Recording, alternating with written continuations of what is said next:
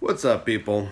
In this video I want to talk once again about the volume knob, and just to give you some advice and background. So guitars, electric guitars, 99.9% of them have a volume control. Also some do, some don't have the tone control. The obvious intention of a volume control is to be able to control your loudness, and before distortion came about, that's what guitarists, electric guitarists, did. When a solo came up, they would turn up, and then when they're playing their rhythm, non-solo parts, they would turn down. With distortion pedals, your volume knob no longer controls the overall loudness, it controls the gain.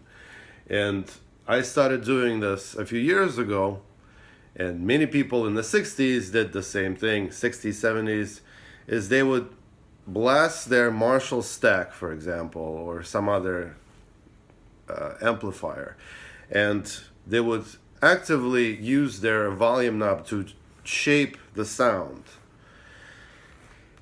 And you have to understand, in the days before pedal boards, this is the only one of the few tools you had was, aside from your guitar, maybe a wah-wah pedal, maybe some other pedal, but people did not have those giant pedal boards or processors that we have. So you had to use the controls on your guitar. They're there for a reason. So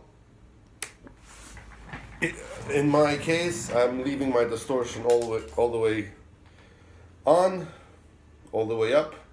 And if I want a clean sound, I roll it down to like 5. I have markers here on 5, 8, and 10. I don't really need to do anything. So like clean sound, dirty sound, 8,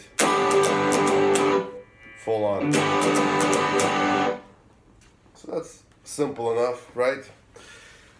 But also, if you're a guitarist and you have not yet played live on stage, you don't know what it's like in terms of high volumes, and just don't be surprised that your guitar may be very noisy. It may start feeding back. So you really need to learn to tame the beast and just get into the habit of using the volume knob. You're not playing, turn it down.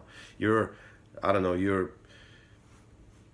doing something on stage, you're talking into your microphone, and you're using both hands, are not on the guitar anymore, your guitar will probably start feeding back. So the easiest thing to do is you're playing and like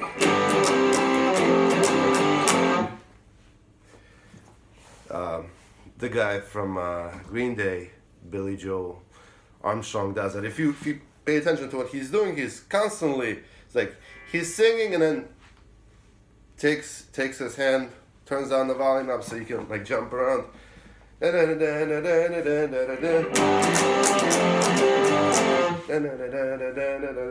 See, and your guitar is not going to be feeding back.